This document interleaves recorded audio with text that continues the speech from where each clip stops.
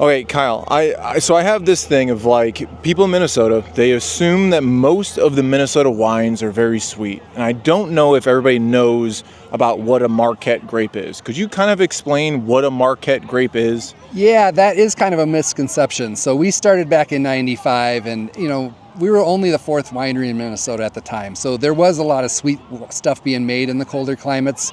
The university and others have developed grapes like the Marquette that you mentioned. Using kind of a French grape, they crossbreed with the wild Minnesota grape to get the winter hardiness of the local grape combined with the wine qualities of the French grape. Marquette is Minnesota's and the university's answer to Cabernet Sauvignon. So it's a dry red wine, barrel aged, really big, really bold. I love it with steak. A lot of people do. Yeah.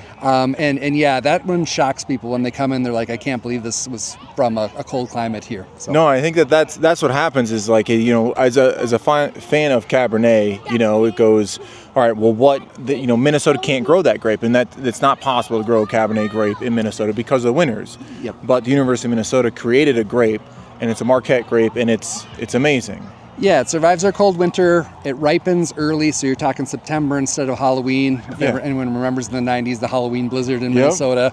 We can't pick grapes that time of year, of course. So we need something that can get those sugars and those really intense flavors. Yeah. Basically in our mid-May to mid-September growing season. And that one really delivers. I'm so glad you like it. Yeah, so I think when it comes to your Winehaven grapes, or the grape selection, or the wine selection you guys have here, how sweet does it even get, or how dry does it get? I mean, it gets drier than Cabernet and also sweeter, but the majority of them, it's about 50-50 for the most part, is it not? Yeah, it's 50-50. I mean, we have about 25 acres of grapes here. A lot of our grape wines range, more dry and medium dry. We're known for our honey wines, our fruit wines, like the raspberry wine. Those tend to be sweeter, that's true. so I think that's what is available on liquor store shelves more because, we only have 20-some acres of grapes. So we try to keep all the grape wines for ourselves here. There are a few a few stores that do take it. But I think if you've just had wines in the liquor stores, oftentimes it's going to be the sweet wines. But really, you know what? That's maybe 3 or 4 of our 30 wines we make here, and half of those 30 are quite dry. So, well, I would say when it comes to Minnesota wines, or when it comes to going out and experiencing winery, I've been in Napa. I've actually done the winery tours there, and it is enjoyable to do the ones in Minnesota. And they do have wines that are as dry, if not drier, than the wines that they even do have in California. And I think, this location is great. It's right off of Highway 8. It overlooks the lake.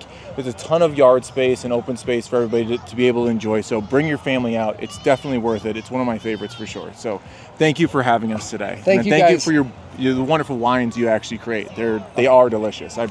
I enjoy them.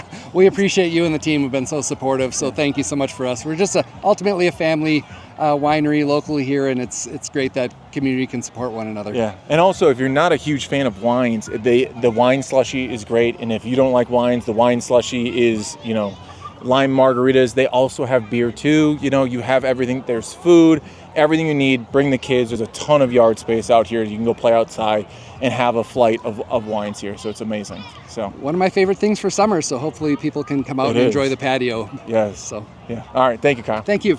Take care.